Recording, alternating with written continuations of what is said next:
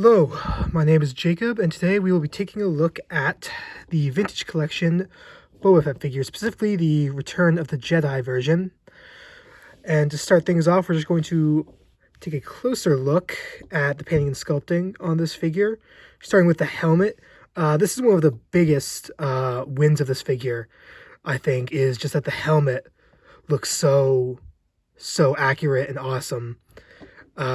Some of the older Boba Fett figures that I have really struggled to kind of capture the shape of the helmet. I think this figure just absolutely nails it perfectly. His rangefinder does not move up and down, unfortunately, but honestly, for the stability of the figure, that's fine. Let's see. Moving on, we can take a look at his jetpack, which is removable. We can just take a look at this separately real quick. Once again, I think the sculpting is good.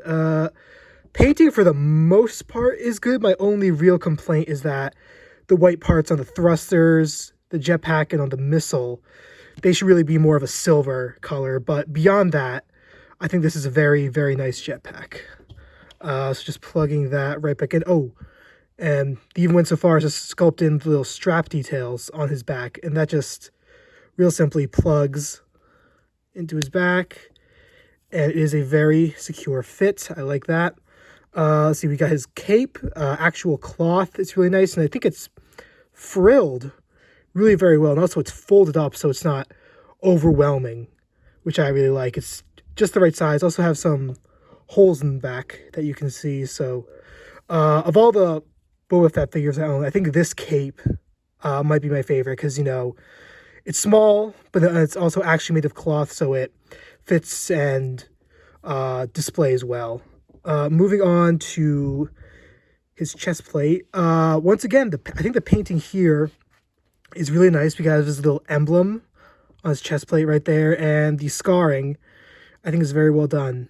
Now, one little point of contention with this figure was that it did not include a detail on his armor, which is right here. On the left of his chest plate, there is a little electronic gauge, kind of just a little electronic panel with lights that glows and whatnot. I'm fine with it not being there. It's really not the end of the world. I mean, yeah, it is what it is. Let's see, moving on to the arms. His gauntlets are really, really awesome. Like, even went so far as to have little bits of paint on where the buttons and his wrist rocket is. And these, I mean, they're gauntlets with like tons of weapons bound on them. Of course, I love them. They're sick. The flamethrower gauntlet also, I think, is well done, because the hoses are, there's enough slack on the hoses to allow for to not interrupt posability as much, and I really quite like that. Also, we have his Wookiee braids right here. Those look pretty nice. Simplistic, but it gets the job done. His belt, I like that. It is a separate piece, however, it is very snug. Not really meant to come off, or not even supposed to come off, but it technically is a separate piece. We also have his little sash right there, as well as more of his armor. We also have his little side pouches. Very nice. Then we also have his sort of cargo flight pants, or flight suit, excuse me, I should say here. The wrinkles and folds in it, I think, are very well sculpted. Looks great, pretty much. Then see, moving down, we have his knee pads, which, again, are painted very nicely with some wear and tear, as well as the dart launchers, which are also painted. And I appreciate that. It really makes them stand out a bit more. And then lastly, we just have his jetpack repair tools, which are painted on his shins. And then, well, I said lastly, not actually lastly, but then we just have his feet down here, and with these sculpted in sort of foot daggers that would shoot out of here in Legends. This figure doesn't have those, but again, that's fine. Not a huge deal. So overall, when it comes to a painting and sculpting perspective, this figure really is just awesome. Like, yeah, there's a few little blemishes here and there, like the helmet, the paint on the visor doesn't go all the way through, missing this little detail right here. Maybe, someone more talented than me could have gone in there and done like a wash. I said that like I painted it. I did not paint this darn thing. Anyways, one of the other areas where this figure really shines is in its articulation, right? The modern vintage collection articulation is just absolutely knocking it out of the park. So to start off with, we have a ball joint at the head, and since there is no... Actually, wait. Oh no, it looks like there is a head sculpted under there. Gnarly. I was going to say because there isn't a head to get in the way, it can move a lot more, but there is a head. And despite the head being there,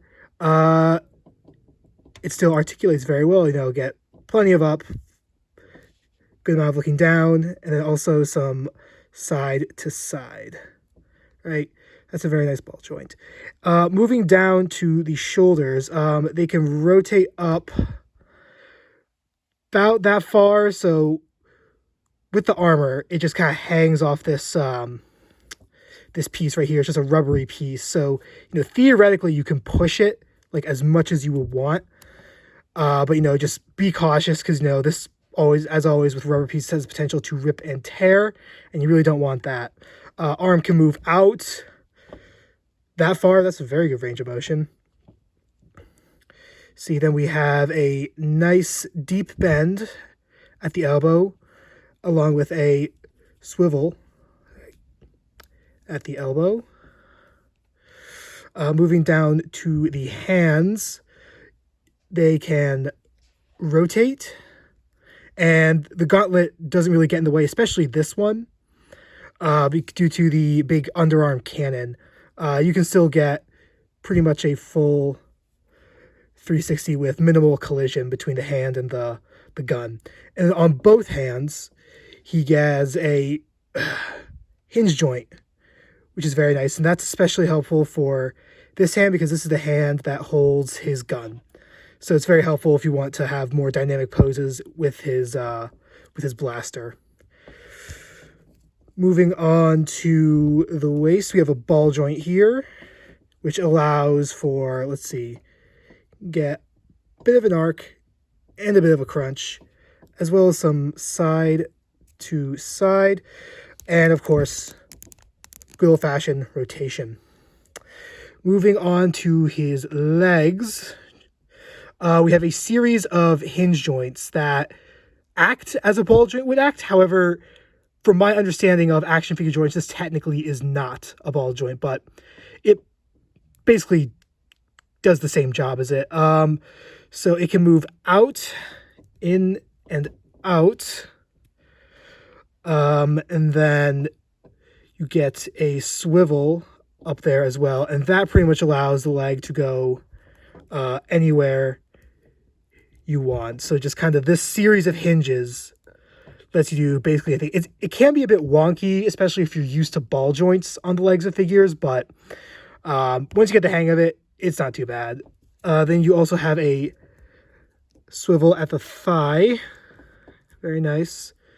Moving down to the knee, you have a bend that just goes a titch past 90 degrees at the knee. Then moving down to his feet, you get some downwards movement at his foot, as well as some upward movement. And you also get a pivot. So yeah, the posability on this figure is really just something special. Really makes it stand out compared to some of the Boba Fett figures of the past, because he's just so very posable. Not as posable as his Black Series counterpart, but for his size, he can pose extremely well. Now, in terms of accessories, only thing he comes with is his blaster, and very nice looking. Has a bit of a dark wash over it that helps that helps to keep it from looking too bland. And you can just fit it right on into his hand. It's a good grip, And now he can pew pew to his heart's desire. So with all that, let's get into some comparisons. Starting off with some other vintage collection figures you might want to display Boba Fett with. Well, firstly, let's look at some older Boba Fett figures. We have Empire Strikes Back, 3 3/4 inch Boba Fett, and I think this really just shows how much Hasbro has progressed with their figure designing process. This isn't a bad figure. I have a soft spot for it. You know, childhood toy of mine, so I have a soft spot for this figure, but, you know, in terms of everything else, pretty much, this guy just knocks it out of the park. Man, he has a bit of a hunchback right now. Let me stand him up nice and straight. Gotta have good posture. All right. And then we also have the old vintage 3 3/4 inch Return of the Jedi Boba Fett. And once again, you know, really difference is just night and day between this sculpt looking a bit more realistic and this sculpt not looking bad, again, more like toyetic. But if you're going for realism, this guy's where it's at. And to compare him to a newer figure, here he is with his father, Jango Fett. And these two look awesome together. Both of them are just excellent representations of their characters, and they look amazing. Now to some other figures you might want to display them with. Here we have Kithaba, just a random background character. You know, there's dozens of henchmen in Jabba's palace that you could display him with, and I don't know, this one just kind of stands out to me in particular. I don't know why. Maybe it's his red pants, but I dig him. Then we have fellow bounty hunter Bosk. This figure is also very awesome. I really dig him a lot. Then we have Jedi Knight Luke Skywalker. And don't they look awesome together? Yeah, that is a sick, sick display. We have his opposite number. Come on, stay put. Han Solo. They haven't made a truly great modern, like, Jabba's palace Han Solo yet, you know, without the vest and whatnot, but this figure you could easily modify. You can modify it easily enough just by cutting away a few things. And in fact, I plan on doing that when I get a second copy of this figure. We have Lando in his Skiff Guard disguise. Bib Fortuna.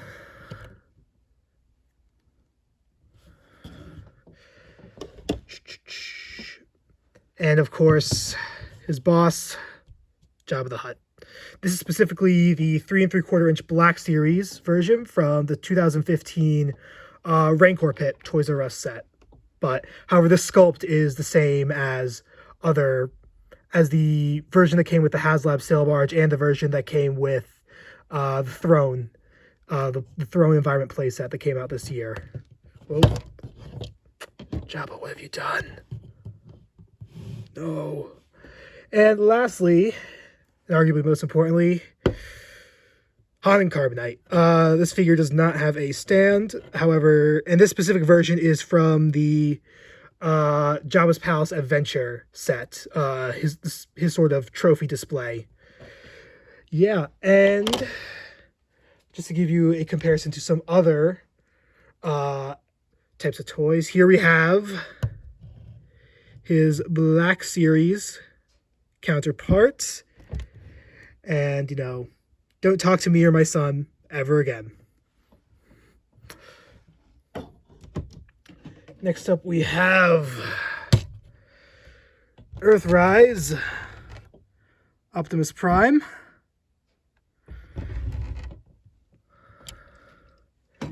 And lastly, his Lego self. And yeah, that will pretty much do it for size comparisons.